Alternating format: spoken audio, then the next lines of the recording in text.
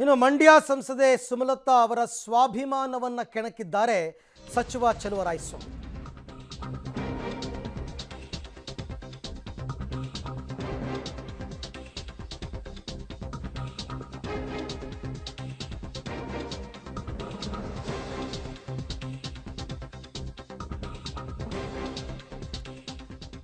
ಮಂಡ್ಯ ಸಂಸದೆ ಸುಮಲತಾ ಅವರ ಸ್ವಾಭಿಮಾನವನ್ನು ಕೆಣಕಿದ್ದಾರೆ ಚಲುವರಾಯಸ್ವಾಮಿ ಅವರು.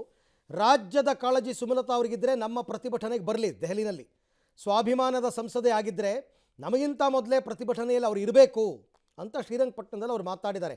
ಅಂದರೆ ಚುನಾವಣಾ ಸಂದರ್ಭದಲ್ಲಿ ಸ್ವಾಭಿಮಾನದ ಹೋರಾಟವನ್ನು ಮಾಡಿದ್ರಲ್ಲ ಸುಮಲತಾ ಅವರು, ನಿಮಗೆ ನಿಜವಾಗ್ಲೂ ಸ್ವಾಭಿಮಾನ ಇದ್ದರೆ ನಮ್ಮ ಜೊತೆ ಪ್ರತಿಭಟನೆಗೆ ಬನ್ನಿ ಅಂತ ಕರೆ ಕೊಟ್ಟಿದ್ದಾರೆ.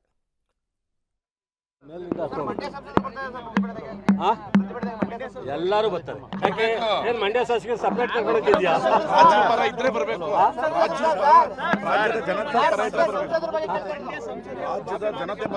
ನಾನು ಮೊದಲೇ ಹೇಳಿದೆ 26-27 ಜನ ರಾಜ್ಯದ ಜನರ ಬಗ್ಗೆ ಏನಾರ ಕಾಳಜಿ ಇದ್ರೆ ಎಲ್ಲರೂ ಬರ್ಬೇಕು. ಅದರಲ್ಲಿ ಸುಮಲತಾ ಅವ್ರು ಬೇರೆ ಏನಿದೆ, ಅವರು ಒಬ್ರು ಸುಮಲತಾ ಬರ್ಲಿ.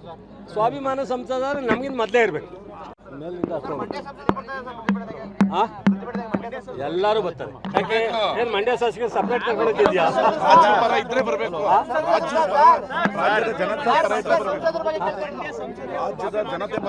ನಾನು ಮೊದಲೇ ಹೇಳಿದೆ 26-27 ಜನ ರಾಜ್ಯದ ಜನರ ಬಗ್ಗೆ ಏನಾರ ಕಾಳಜಿ ಇದ್ರೆ ಎಲ್ಲರೂ ಬರ್ಬೇಕು. ಅದರಲ್ಲಿ ಸುಮಲತಾ ಅವ್ರು ಬೇರೆ ಏನಿದೆ, ಅವರು ಒಬ್ರು ಸುಮಲತಾ ಬರ್ಲಿ. ಸ್ವಾಭಿಮಾನ ಸಂಸದರು ನಮ್ಗಿಂತ ಮೊದಲೇ ಇರ್ಬೇಕು. ಸ್ವಾಭಿಮಾನ ಅನ್ನೋದಕ್ಕೂ ಕೂಡ ಬೇರೆ ಬೇರೆ ರೀತಿ ವ್ಯಾಖ್ಯಾನಗಳಿರ್ತವೆ.